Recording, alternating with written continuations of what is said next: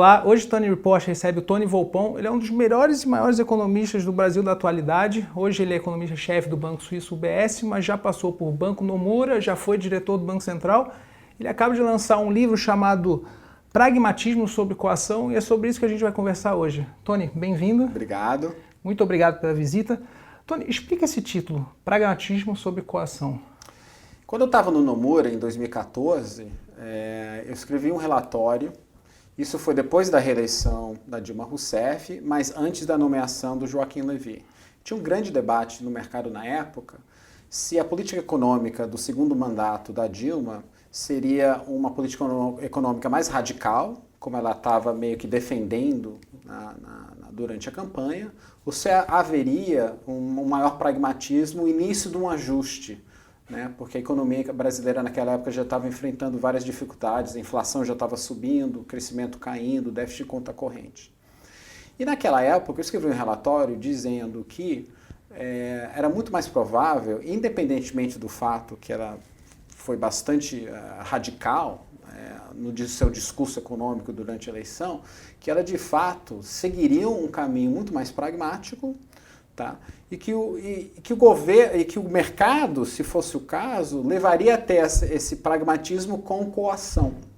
E que a gente já teria visto isso no caso do Banco Central em 2013, quando o Banco Central começou a subir juros sob também pressão do mercado. E que, portanto, não haveria esse radicalismo que o mercado temia tanto. Esse relatório viralizou, tá? Vários jornais meio que publicaram seu teor, e muita gente da esquerda na época viu aquilo como um tipo de terrorismo econômico, né, sendo imposto ao governo. Tá? E de fato no livro eu dou vários exemplos do que determinadas pessoas falaram sobre esse relatório, como eu estava querendo impor um terrorismo econômico sobre o governo. Então, isso, na verdade, foi um episódio que eu acho importante para a gente entender a relação entre a política e o mercado. Não acho que isso foi o único, vamos dizer, episódio que demonstra esse pragmatismo com coação. Eu tento explicar por que isso acontece no Brasil. Eu acho que há razões de por que a gente vê isso acontecendo no Brasil. Aproveita e já explica. Então, eu acho uma coisa muito importante é sempre pensar que resultados nessas situações depende muito da política econômica, isto é, como a relação entre o que está acontecendo na economia, nos mercados e na política. Quando a gente vê o Brasil, a gente compara com outros países da América Latina, o Brasil tem uma peculiaridade institucional e de mercado que eu acho muito importante, tá? E diferentemente de outros países, eu vou fazer um paralelo com a Argentina nesse momento, tá? Grande parte da dívida brasileira, que é grande, tá? Nossa dívida chega a 80% do PIB, está na mão de investidores brasileiros. 90% da dívida, citando dados do Tesouro, tá? Está na mão de investidores brasileiros. Quando você olha para a Argentina, é quase o contrário. 90% da dívida da Argentina está na mão de investidores estrangeiros. Tá?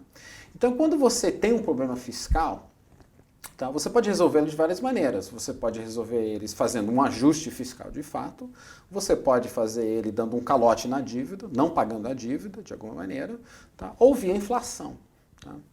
O que você vê no Brasil, em função do fato que grande parte da dívida está na mão de investidores, é que é muito baixa a probabilidade de você ter a solução do problema fiscal via calote, porque isso seria uma destruição de riqueza, tá, desses investidores, que são as pessoas que também têm grande poder sobre o processo político.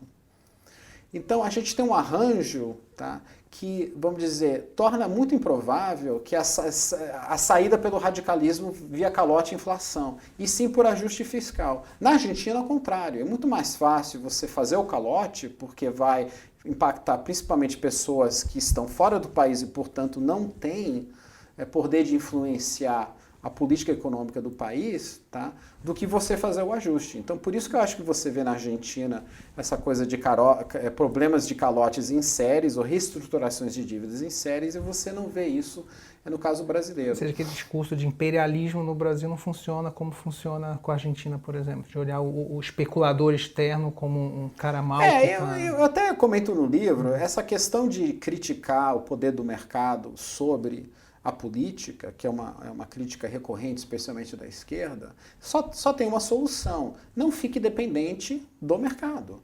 Tá? Não deixa o Estado se endividar tanto, onde o mercado... Vamos lembrar, o mercado financeiro é um agente de quem é o investidor final. Né?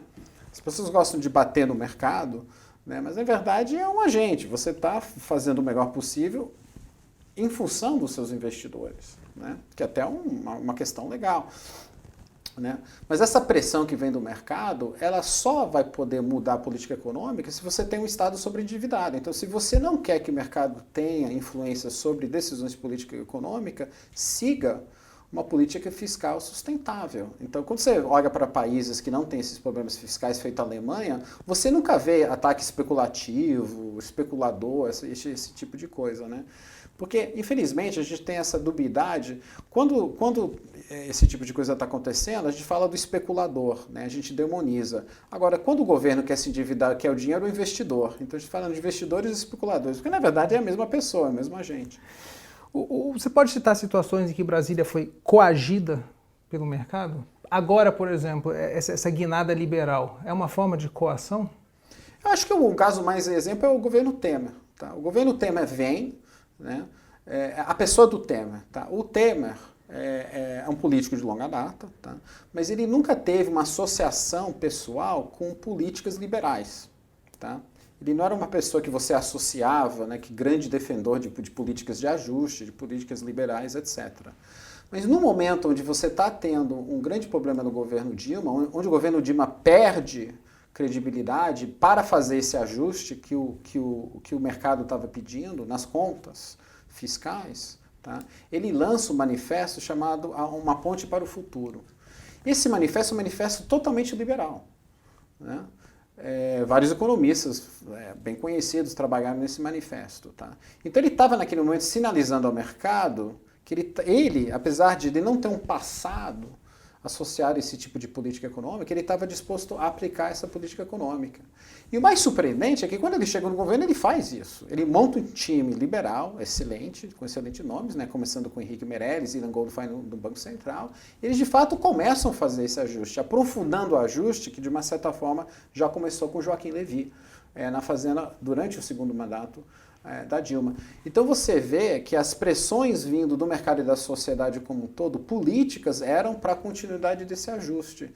Então aquela coisa, eu até menciono no livro, o próprio presidente Lula em 2002 e 2003 também não era uma pessoa que tinha, por seu histórico, uma associação com políticas de austeridade. Portanto, naquela situação, onde a situação estava pedindo algum tipo de ajuste, ele chega no governo, né, com Antônio Palocci na Fazenda, e de fato surpreende todo mundo e começa a fazer um ajuste que acabou dando bastante certo por alguns anos.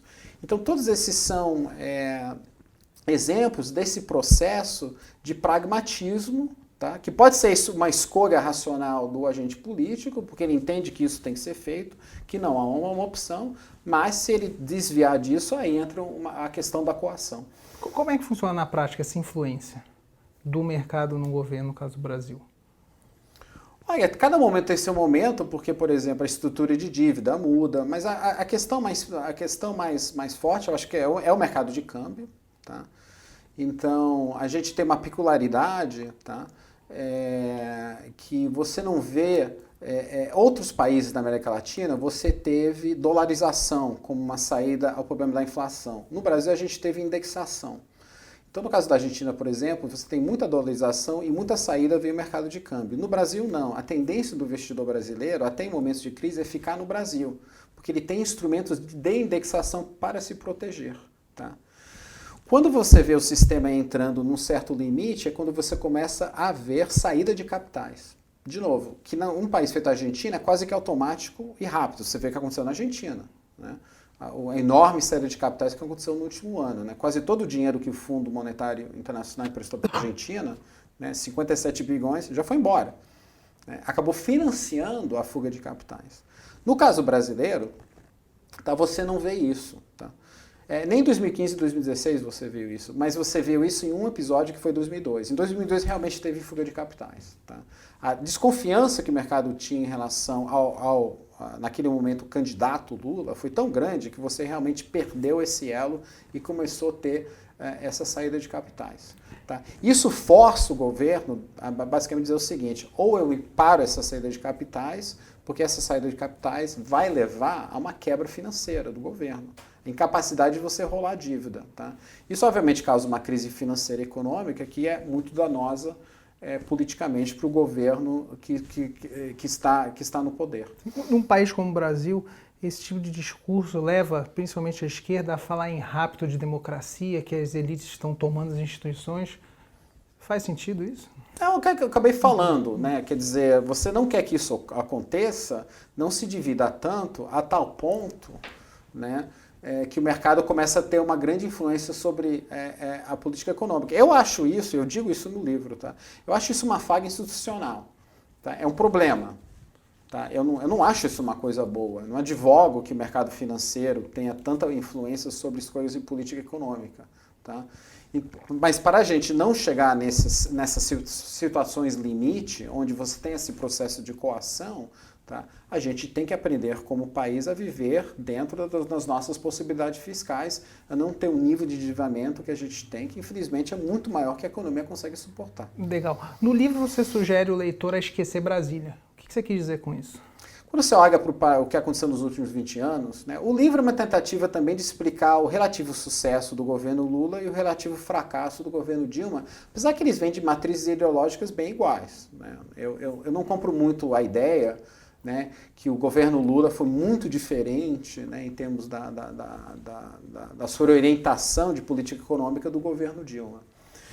E o que eu percebi pensando sobre esse assunto, e na verdade esse livro eu comecei a escrever em 2014, quando eu estava em Nova York, exatamente para tentar entender isso, eu vi que o grande motor, né, a grande razão pelo qual a gente teve um excelente momento a partir de 2003, uma certa inflexão desse momento a partir de 2011, e isso chegando finalmente à recessão de 2014, que foi a maior recessão da história, é a China.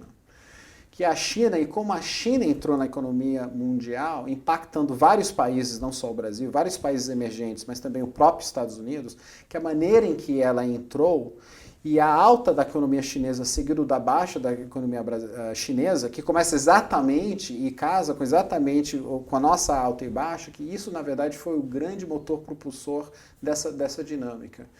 E quando a gente pensa sobre isso, ou quando eu vejo as pessoas falarem sobre isso, eu acho que eles não dão devido lugar a essa questão chinesa. A gente sabe que a China é o nosso maior mercado exportador, tem um certo reconhecimento da importância da China, mas eu acho que o reconhecimento de fato, a importância da China é muito maior, e grande parte do livro é uma discussão, né, uma demonstração de quanto importante a China é para a nossa história. Então, quando eu digo esqueçam Brasília, e como é comentado pelo Eduardo Loio, né, que escreveu o prefácio, na verdade eu estou dizendo o seguinte: esqueça Brasília e olhe para Beijing, porque lá, de fato, está vindo muito das decisões que estão impactando as nossas vidas nos últimos 20 anos. Então, olhar, por exemplo, o período de 2004 a 2008, teve aquele baita crescimento da economia brasileira, e a recessão de 2014 2016, no primeiro caso não foi nem tanto mérito do Lula, e no segundo caso não foi nem tanto demérito da Dilma?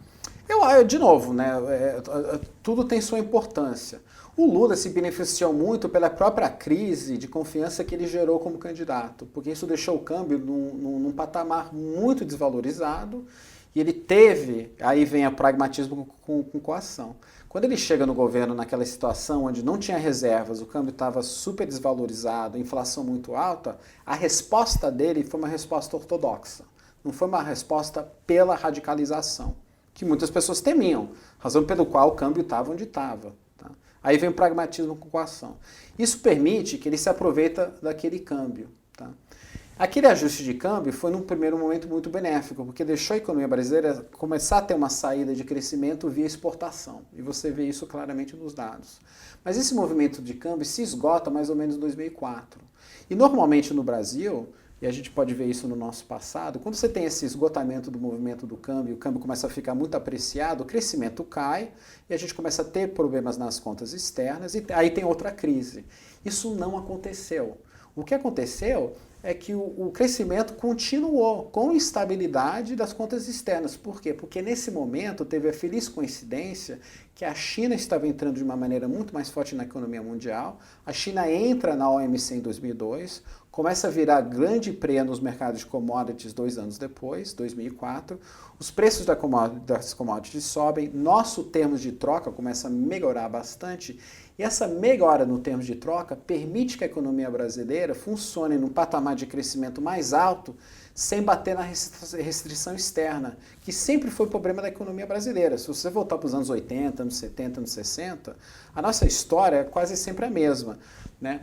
Sobreaquecimento da economia, valorização demasiada do câmbio, crise externa, ajuste em função da crise externa. Se você olhar a crise da dívida nos anos 80, foi exatamente esse o roteiro. Isso não acontece nesse caso, porque a China vem para nos salvar e dar uma grande sobrevida a esse processo de crescimento, em vez da gente mais ou menos já bater na parede em 2004, 2005, que seria o normal, dado o nosso passado. A China estava comprando o que o Brasil produzia ao preço que o Brasil queria vender. Então, como eu digo no livro, né, para tentar dar vamos dizer, uma metáfora um pouquinho mais menos economês, é como se eu virasse para você e falasse o seguinte: olha, você está fazendo exatamente a mesma coisa que você está fazendo no seu trabalho hoje, eu só vou dobrar seu salário. Porque quando você tem um aumento de termos de troca, é basicamente isso. É como se a economia global virasse para um país e dissesse o seguinte: você está produzindo as mesmas coisas, exportando as mesmas quantidades, tá? Só que agora a gente vai permitir, via essa mudança de preços relativos, que você importe muito mais coisas, porque elas ficaram muito mais baratas, né? É o que eu chamo no livro de efeito riqueza. Essa mudança de termos de troca, graças à China, gera um efeito riqueza que começa a movimentar a economia, né? Tem um grande impacto positivo nas contas fiscais, tem um grande impacto positivo na valorização da Bolsa. A grande valorização da Bolsa que a gente vê durante aquele período vem muito disso. Você pega a companhia, eu olho especificamente para a Vale do Rio Doce, né? Vale do Rio Doce, que exporta minério de ferro, estava basicamente exportando a mesma coisa nesses anos, não estava exportando muito mais. Só que o preço do minério de ferro subiu tanto que isso impactou positivamente o preço da ação, né? Então gerou riqueza de uma certa maneira, não do nada, tá? Mas sem grandes maiores investimentos, ou a gente não estava produzindo nada diferente, a gente estava simplesmente sendo pago muito mais. E esse choque de riqueza é que explica, né, a capacidade de ter um crescimento muito maior que a gente tinha no passado, tá? E aí parte desse crescimento foi espalhado por várias outras políticas, tá? Para a população como um todo. Então foi um período de queda de desigualdade. É verdade que a população mais pobre teve benefício durante esse período. Eu acho que aí certas políticas de distribuição de renda do PT ajudaram nesse sentido, mas teve um outro benefício que era o seguinte: esse efeito de riqueza e queda da volatilidade macroeconômica permitiu a grande expansão do crédito. Então foi um período que a gente teve um grande ciclo também de crédito. Esse período foi um ciclo de commodities, mas também um ciclo de crédito. O crédito PIB dobra, basicamente. Então essa infusão de crédito também gerou um outro ciclo de riqueza. Pega imóveis, por exemplo, tá? Você sabe, foi um grande boom imobiliário que a gente teve nesses anos. Por quê? Quando você pega um mercado imobiliário que estava funcionando sem crédito e você começa a botar crédito dentro dele, o preço dos imóveis sobe. Porque você tem mais dinheiro perseguindo uma oferta relativamente inelástica. É verdade que teve um boom de crescimento e de construção, mas não estava conseguindo atender a demanda. Então, quando a demanda é maior que a oferta, obviamente os preços sobem, gerando muita riqueza. Se você comprou um imóvel no início daquele período, ou já era dono de um imóvel, você de repente ficou mais rico, de novo, sem ter feito grande coisa. Você de repente morava no mesmo apartamento no Jardins, ou no Itaim, ou no Leblon, durante 20 anos, 30 anos, talvez seus pais moravam lá, você herdou o apartamento, era o mesmo apartamento, mesmo Leblon, nada aconteceu, de repente vale o dobro. Explica, por favor, o papel da China em todo esse contexto. E como você fala no seu livro, a China tem um papel importantíssimo nos Estados Unidos e também no Brasil. Tenta explicar, por favor, de uma forma didática, como é que isso aconteceu. Então, como eu conto no livro, a entrada da China na economia global foi o maior evento dos nossos tempos. Por quê? Basicamente, você pegou 1,5 bilhão de pessoas que estavam totalmente fora da economia global e colocaram ela na economia global. Acabou sendo um choque de oferta positivo muito grande para a economia global. Isto é, permitiu que a economia global, durante um período, certamente um período pré-crise, teve um crescimento muito alto com baixa inflação, que é o que acontece quando você tem um choque positivo de oferta. Agora, a maneira pelo qual a economia, o Partido Comunista Chinês decidiu entrar na economia global, teve certas consequências. Então, como eu descrevo no livro, você teve basicamente dois momentos da reforma da economia chinesa. Um momento mais doméstico, tá? Focado na questão rural, por exemplo, eles começaram a abrir a economia, e um momento mais focado na economia global. Isso vem depois dos eventos de 1989, tem uma virada de estratégia econômica, onde o governo chinês decide reprimir o consumo, tá? Propositalmente via as várias políticas, para você fazer duas coisas. Você gerar um alto nível de poupança para ser investido no crescimento econômico, tá? E o excedente de produção via esse crescimento, via esses investimentos, seria exportado. Então era uma saída que a gente viu em outras economias asiáticas. Então, obviamente, os chineses naquela época estavam olhando o que aconteceu no Japão, na Singapura, na Coreia. Tá? A gente tinha exemplos para eles seguirem, que era crescimento via investimentos altos e exportação externa. Eles começam a fazer isso, tá?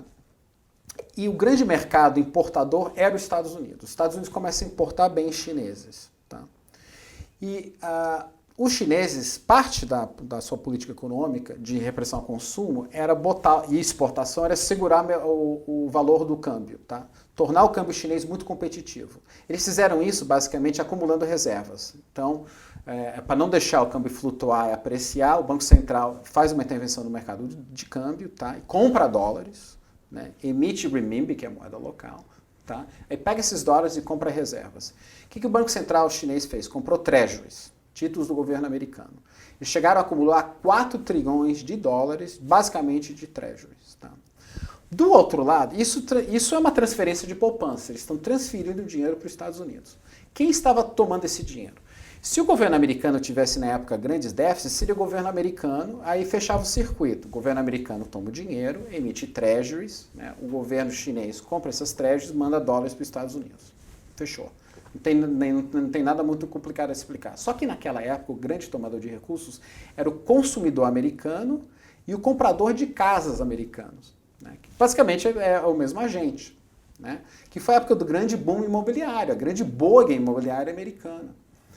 Então esses recursos basicamente estavam indo para o consumidor americano e não para o governo americano. E esse consumidor americano, seja no consumidor, seja ele alguém que está comprando um imóvel via hipoteca, ele está gerando risco de crédito. Tá? E esse risco de crédito que ele está gerando não era um risco de crédito que o Banco Central da China queria tomar, porque ele estava comprando treasuries. Então, pensa o seguinte, esse risco de crédito tinha que ir para algum lugar. Para onde que ele foi? Ele ficou dentro do sistema financeiro americano e global, porque vários outros agentes globais entraram nisso. Então, não é por acaso que esse período, e o período mais agudo disso foi basicamente, de novo, 2002 até 2007, foi um período de enorme expansão dos mercados financeiros, do setor financeiro como um todo, tá? O tamanho dos balanços dos bancos, muita engenharia financeira exatamente para permitir essa cisão de riscos que eu explico no livro, tá? Como você pega um pacote de riscos vindo do consumidor americano, dá alguns riscos para os chineses, risco de câmbio, por exemplo, ficou com os chineses, tá? Mas retira o risco de crédito para ficar com outro agente. E esse agente, que era o mercado financeiro, ele basicamente ficou comprado no risco de crédito e vendido no risco de treasury contra os chineses. No início isso funcionou muito bem, porque a taxa de juros dos Estados Unidos estavam baixas e, portanto, o rendimento do treasury estava baixo. Então você estava, por exemplo, o Fed Fund chegou a ficar 1% naquela época. O seu custo de funding, como um fundo fazendo esse trade, tá, era de 1%, e você estava carregando um ativo de 5%, você estava ganhando 4% ao ano. Era basicamente um carry trade, no jargão, né, com uma posição de carregamento. Tá? Então, inicialmente, isso funcionou muito bem, e isso cresceu de tamanho. Foi a época dos CDOs, dos CMOs, quem estava no mercado naquela época lembra disso, e o livro discute isso bastante. Só que ao longo do tempo começou a acontecer algumas coisas. Primeiro, a qualidade do ativo que estava gerando começou a piorar. Foi a época do subprime. Começaram a gerar empréstimos que estavam sendo securitizados de baixíssima qualidade em termos de pagamento futuro. Segundo, o rendimento começou a cair. Né? Na medida que o mercado queria comprar mais ativos, o preço sobe, só que o rendimento cai. E terceiro, que foi a coisa realmente fatal, e que gerou a grande crise financeira, o custo de funding começou a subir. Né? Porque o Fed começa a subir juros de uma maneira lenta e gradual, mas os juros dos Estados Unidos foi de 1% para mais de 5% daquele período. Então, o rendimento do ativo caiu, o custo do passivo subiu, então aquela coisa que era muito rentável começou a ficar menos e menos rentáveis. Qual foi a resposta do sistema como um todo? A resposta racional deveria ser: diminui a posição. Isso está ficando um má negócio. Mas não foi isso que a gente viu acontecer. Aí tem que entrar um pouquinho da irracionalidade do mercado. Né? As posições começaram a ficar maiores e maiores. Muitos bancos começaram a alavancar suas posições ainda mais para manter a mesma rentabilidade sobre capital aplicado. Então, por exemplo, um banco que tem uma alavancagem de 20, que era um banco de investimento, uma alavancagem normal. Na medida que a rentabilidade está caindo e o custo do passivo está subindo, você começou a ver a alavancagem de certos bancos de 40. Então isso gerou uma total fragilidade financeira, porque se você é uma instituição financeira 40 vezes alavancada, você tem que sofrer uma perda muito pequena nos seus ativos para quebrar. Isso foi basicamente a história da Lehman Brothers, por exemplo, mas de outros bancos também que enfrentaram essas crises. Então quando você teve uma pequena queda nesses mercados entre 2006 e 2007, que veio da queda do mercado imobiliário americano, os preços dos imóveis começam a cair em 2006, isso gera... eventualmente, demorou, tá? Se você assistiu aquele filme Big Short, sim, tá? E o livro também, você percebe que grande parte do drama do filme é que aquelas pessoas perceberam essa dinâmica, investiram contra, só que alguns deles investiram muito cedo, 2005 e 2006, porque demorou para aquela queda dos imóveis bater no mercado financeiro. Em parte porque o Fed começa a cortar juros durante aquela época, que ajudou o mercado. Como está ajudando hoje, por acaso. Eu acho que muitas pessoas não estão vendo os problemas que estão chegando da economia global por causa do Fed cortar juros. Pode discutir isso mais tarde. Mas, então isso demora para chegar, mas quando chega e você tem toda essa alavancagem, aí é aquela casa de cartas que desmorona de um momento para o outro. Olhando com 11 anos já de espaço entre hoje e a crise, como é que a gente pode classificar aquele movimento? Foi a crise mais relevante do século? Eu acho que foi a grande crise da nossa época, da mesma maneira que uma outra geração teve na Grande Depressão sua grande crise. Tá? Por quê? Porque quando a gente olha para o mundo político de hoje, quase tudo que a gente está vendo no mundo político de hoje, 10 anos depois, para mim foi, de uma certa maneira, causado pela grande crise financeira de 2008. O populismo, tá? Esse surto de populismo que você está tendo, basicamente nos países desenvolvidos, foi muito fruto do fato, que eu discuto no livro, que quando você olha para os Estados Unidos, por exemplo, mas não só os Estados Unidos, o que você vê?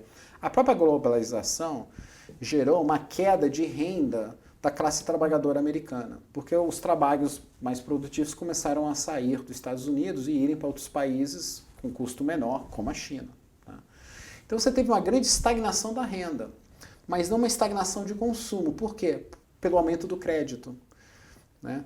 Então a maneira que os Estados Unidos, de uma certa maneira, a maneira pelo qual aquele problema de estagnação de renda foi resolvido durante um período foi aumentando o crédito para a população mais pobre, chegando no subprime loans, né? Que era pessoas sem renda, comprando casas, basicamente, tendo acesso ao crédito para comprar imóveis, apesar que eles não tinham rendas, né? A gente chegou a ter o Ninja Loans, não sei se você ouviu isso, no jobs, no income, no jobs, no assets, né? Ninja.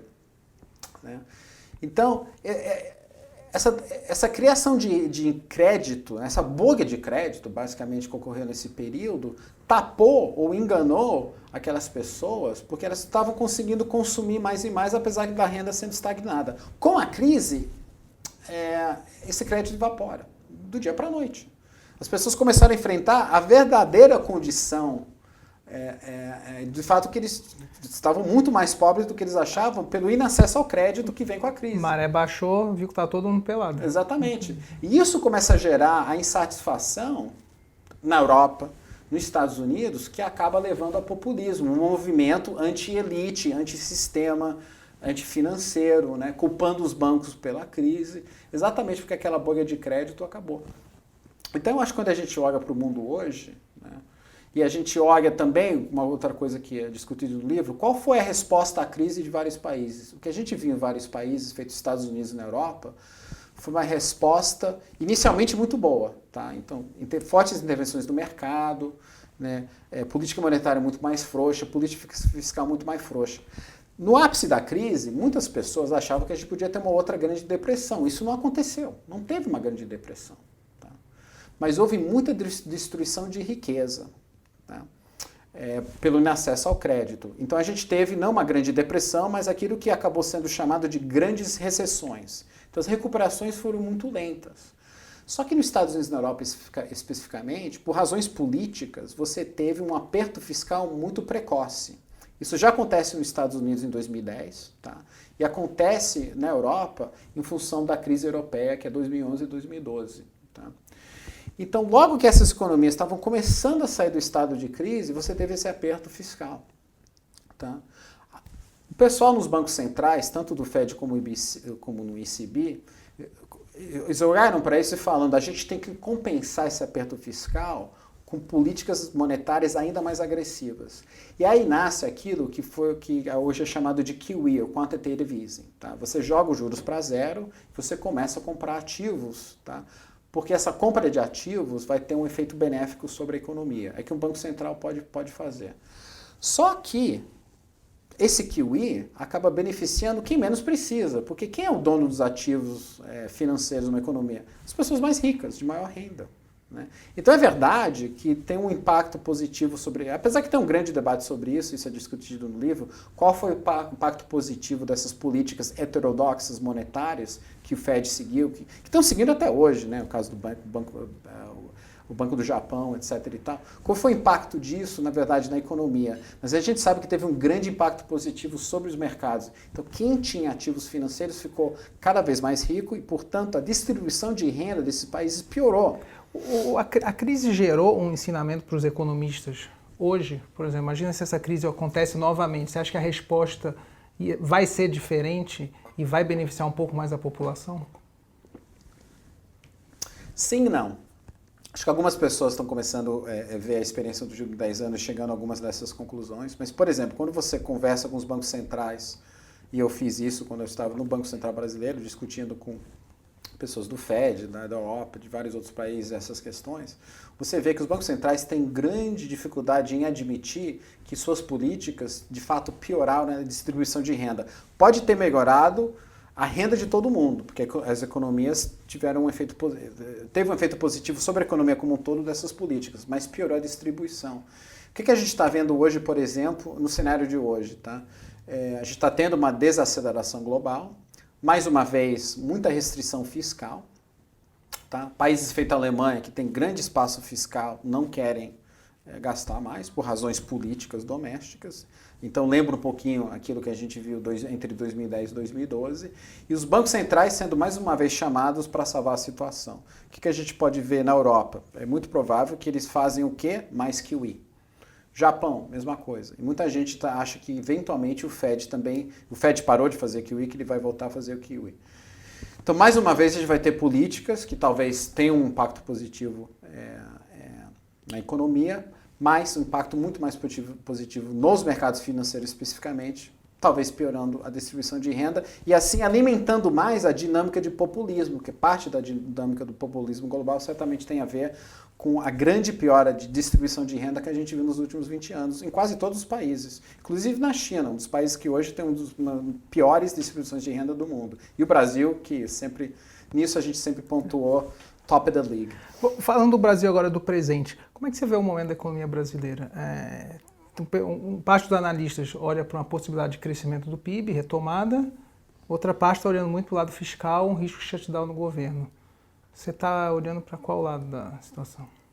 Olha, eu acho, para contextualizar as coisas, a gente tinha um modelo de crescimento, né, que tinha, na verdade, dois motores. Um motor externo, que era a China, e um motor de expansão fiscal, que era muito alimentado pela China. Esse modelo Quando a China começa a decrescer e a economia brasileira vai junto, quando a gente teve um efeito negativo, esse efeito riqueza, que foi muito importante no Lula, acabou sendo meio que um efeito pobreza com a Dilma, pela queda do crescimento chinês, queda de fluxo de capitais e queda no preço das commodities. Tá? Por esses canais, teve esses efeitos negativos. A resposta inadequada daquele momento, como a gente já discutiu, foi meio que dobrar a aposta, né? Não atingiu o que era realmente a grande restrição de custo do mercado, da economia brasileira, que era um mercado de trabalho muito aquecido na época, estava gerando muita pressão inflacionária, tá? E aumentar a concessão de crédito, tentar aumentar a demanda. Tá? O governo quis manter os custos de baixos, mas mantendo a renda do trabalhador. Muito altas, né? Como eu defendo no livro, que vendo que a gente tinha uma restrição de oferta, porque a nossa oferta não cresceu conjuntamente com a demanda, tá?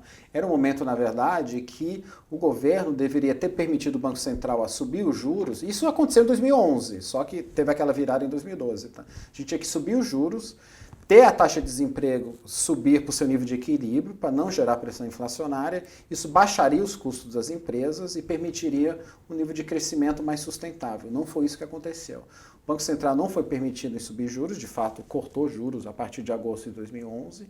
Tá? O desemprego ficou muito baixo, que estava gerando muita pressão na inflação, especialmente no setor de serviços, e a resposta do governo foi controle de preços, dos preços administrados, tá? Tentar diminuir os outros custos da empresa, que acabaram tendo grande efeito negativo fiscal, né? Subsídios, empréstimos subsidiados, tá? Desvalorização cambial para tentar dar alguma competitividade para as empresas, mas acabou aumentando ainda mais a inflação. E essa incapacidade de gerar crescimento, tá? Dado o custo fiscal, gera uma crise fiscal. Porque se você faz um custo fiscal visando o crescimento vem, esse crescimento paga o custo fiscal, fica tudo no equilíbrio. Agora, se você tem um custo fiscal, não tem crescimento, não tem receita, você tem um desequilíbrio fiscal, você tem um problema. É isso que a gente vê em 2014 e 2015. Então, aquele modelo quebra, ele bate na parede pela questão fiscal e acaba. Tá? De lá para cá, a gente está transicionando de uma maneira muito lenta para um modelo muito mais ligado ao mercado. Eu acho essa transição sadia, mas não é uma transição imediata. Você vê isso muito no mercado de crédito. Você está vendo uma grande desalavancagem dos bancos públicos, BNDES, Banco do Brasil, etc. Está tendo mais atividade nos mercados de capitais, então a emissão de debêntures está subindo muito, IPOs, follow-ons. Né? O investidor brasileiro, dado a grande queda de juros que a gente viu nesses últimos anos, está procurando esses investimentos, então o rentismo está morrendo, né? Que sempre foi uma grande crítica da esquerda. O mercado está matando o rentismo por conta própria, né? Porque os investidores estão abandonando os seus fundos de renda fixa, indo para fundos imobiliários, bolsa, multimercado, etc. Então essa mudança é benéfica, só que ela não é automática, né? Então a gente está passando por um período de baixo crescimento ao redor de 1%, só que esse crescimento ele tem uma qualidade melhor, tá? Porque ele é sustentável. A gente estava tendo um crescimento maior nos últimos anos, antes da recessão, só que era um crescimento insustentável, porque por trás daquilo tinha uma política fiscal insustentável que ia explodir, uma bolha, basicamente. Foi isso que aconteceu. Então essa travessia, a metáfora que eu uso é uma metáfora bíblica, tá?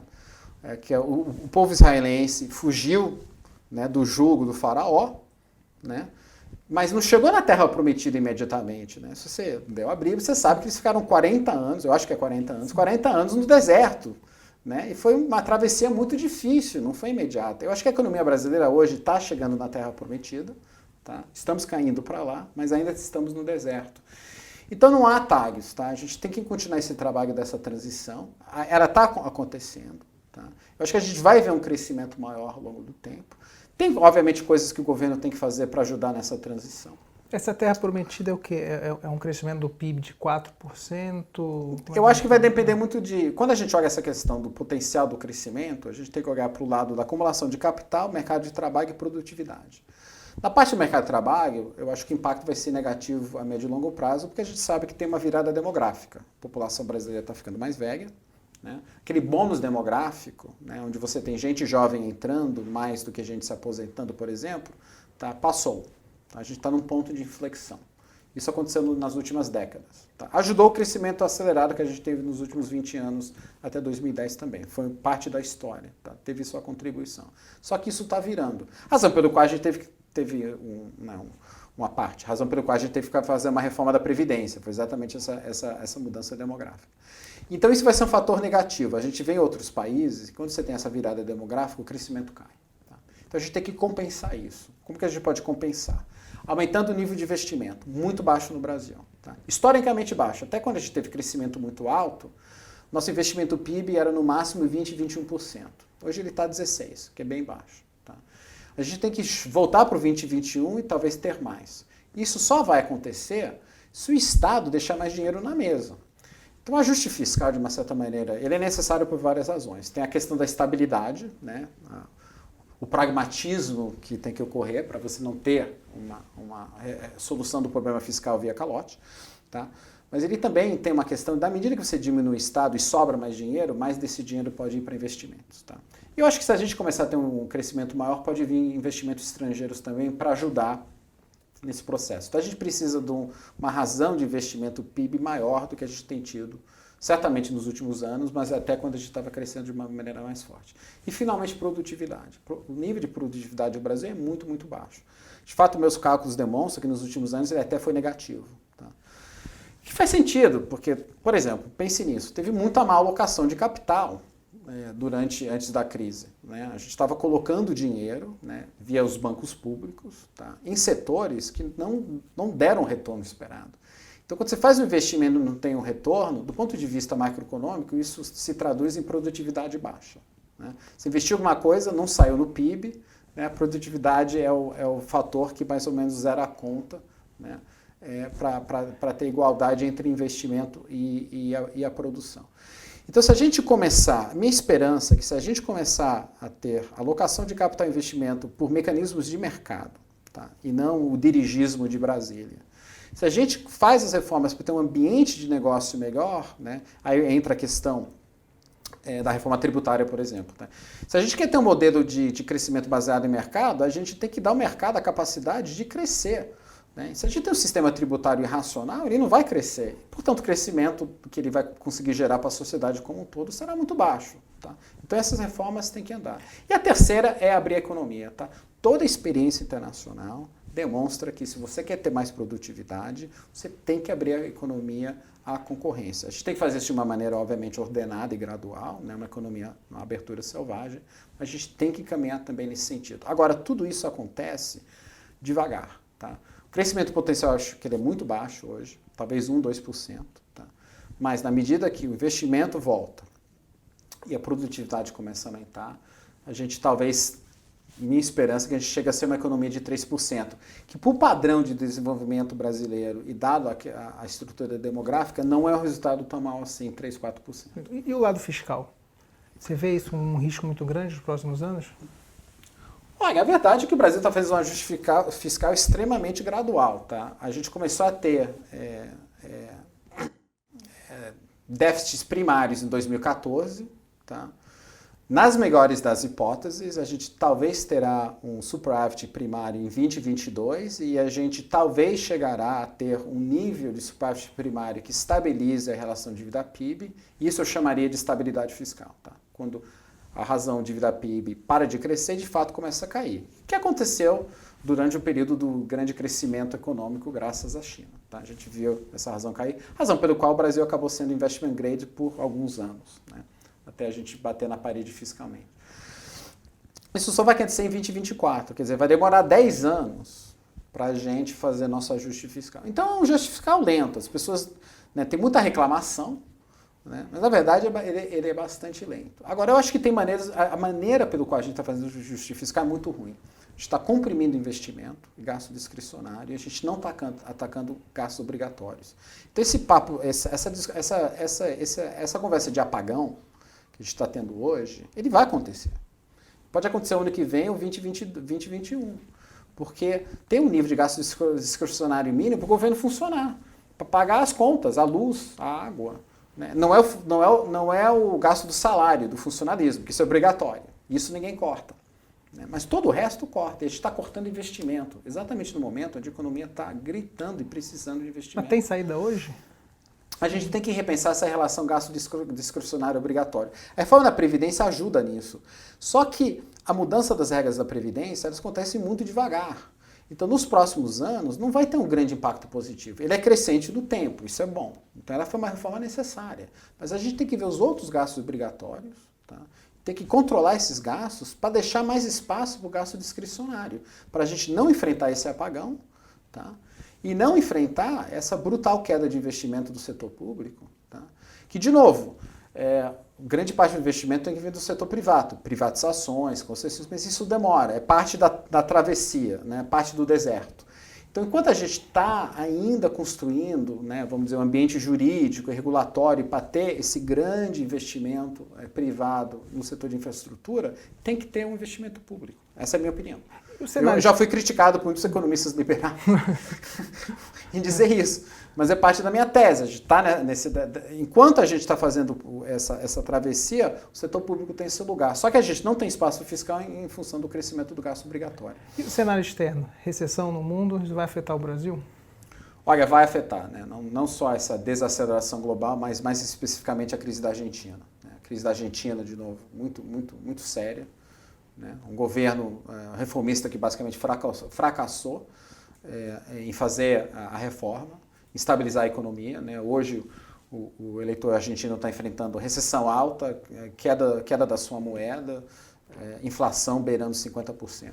Então é óbvio que a oposição politicamente mais forte nesse momento, né? Mas é uma oposição que, de certa forma, entregou o país quase quebrado ao governo Macri. Então, qual será a postura do novo governo? Uma grande incógnita, isso gerando, obviamente, grande apreensão no mercado, né? E tendo impacto direto na economia brasileira via o setor industrial e de manufaturado, onde a gente tem, em função do Mercosul, muita coisa em comum, exporta muito para lá, importa muito de lá.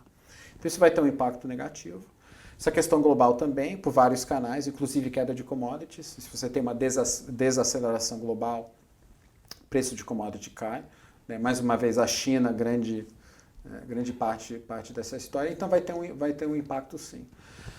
Isso dito, o fato que a gente está tendo essa transição no Brasil e o fato que o investidor brasileiro ainda, por exemplo, está apoiando muito a Bolsa, então a Bolsa, por exemplo, é um caso muito emblemático do que eu estou falando. A saída do investidor estrangeiro na Bolsa desse ano é a maior desde a crise de 2008. Tá tendo uma saída muito grande do investidor estrangeiro. Tá? Mas se você vê a Bolsa mais ou menos no mesmo patamar. Porque normalmente quando o investidor estrangeiro foge como está fugindo, ele está fugindo não porque ele está achando algo de muito errado no Brasil, ele está fugindo pelo ambiente global. Tá? É por isso que ele está saindo dos emergentes. Não é culpa do Brasil, do governo Bolsonaro, nada disso. Né? Obviamente, pessoas podem ter suas críticas, mas a grande razão é global. Você está vendo saída de bolsa de outros emergentes também, não é só o Brasil. Né? Mas nossa bolsa não está caindo por quê? Porque o investidor local está cobrando. Por quê? Porque o CDI é baixo, porque a Selic é baixa. Né? Então, essa mudança estrutural de taxa de juros que a gente teve, que eu acho que é estrutural, é para ficar, a gente não vai ver taxa de juros como a gente viu no passado, nunca mais. Isso, para mim, é o grande motor dessa mudança de paradigma. Então, é verdade que essa piora global vai ter um impacto negativo, mas eu ainda acho que o impacto positivo de tudo aquilo que a gente já discutiu será tal, se a gente continuar no caminho das reformas, a gente não pode ter uma virada política, né? Por exemplo, parar de fazer as reformas. Aí seria muito negativo, seria outro cenário. Mas meu cenário é que as reformas continuam, porque eu acho que tem uma consciência da sua necessidade por parte da classe política. Tá? E da sociedade como um todo. Legal. Na medida que isso ocorre, essa transição de recursos vai ocorrer e isso vai nos permitir de ter um crescimento maior em 2020. Minha previsão atual de crescimento de 1,5%, tá? Para esse ano de 0,8%. Tá? Então não é mil maravilhas, não é o 3% que eu até cheguei a ter para esse ano no passado, tá? Eu e muitos economistas. Mas ainda é uma melhora que eu acho que continua nos próximos anos. Então, a gente teria melhoras adicionais em 2021, 2022, na medida que esse processo, essa travessia acontece e a gente chega mais perto da terra prometida. Legal. Olhando para a Bolsa, você vê uma possibilidade de crescimento parecida com o que houve em 2002, 2008? Não, porque eu acho que você não tem um grande mudança de commodities, o grande ciclo positivo de commodities e de crédito que a gente teve naquela época. Eu acho que é um processo mais gradual. Só que a gente não deve ficar triste com isso. porque aquilo de uma certa maneira era insustentável e ia virar. Né? Então, aquela coisa, todo mundo adora uma bolha até ela explodir. E aí muita gente perde dinheiro. Então tudo que eu estou vendo, tudo que eu descrevi para você, são processos mais sustentáveis. Então eles não é aquela coisa, né? Eu lembro de 2007, muito amigo meu parou de trabalhar para virar day trader. É um sinal claro que você está numa bolha de bolsa, de equities, então as pessoas param de trabalhar para virar day trader. Né? Isso aconteceu em 2007. Está acontecendo hoje também. Hoje está tendo um movimento aí até de pequeno investidor que fica acreditando em curso de youtuber, aí o cara começa a virar day trader. Eu acho que pode ser, tá? Eu acho que, de novo, o brasileiro, mas eu acho num ambiente sadio, de novo, mais sustentável, que aquilo estava em cima de uma dinâmica chinesa que tinha uma certa limitação e de crescimento de crédito que ia parar. Porque, por exemplo, a gente foi de 25 para 50 e caiu nos últimos anos em função da crise e da recessão. Eu acho que o crédito, o PIB, pode subir. Especialmente se mudanças no mercado bancário levam, e eu acho que eles vão levar ao longo do tempo, a queda do spread. Então tem espaço para o crédito contribuir mais para o crescimento. Mas são processos mais lentos e graduais, mais sustentáveis. Então, de novo, um crescimento de 3%, por exemplo, não seria a média que a gente teve durante o bom momento chinês, que era de 4,5%. Né? Mas é 3% sustentável em função de dinâmicas locais, domésticas, brasileiras, e não externas, que são muito mais voláteis. Legal. Então, para finalizar, você vê a Bolsa num patamar de 200 mil pontos, por exemplo, em quantos anos? Ah, não sei. Eu sou economista, eu não faço previsão de bolsa, desculpa. Legal. Tony, muito obrigado. Valeu, obrigado pelo tempo.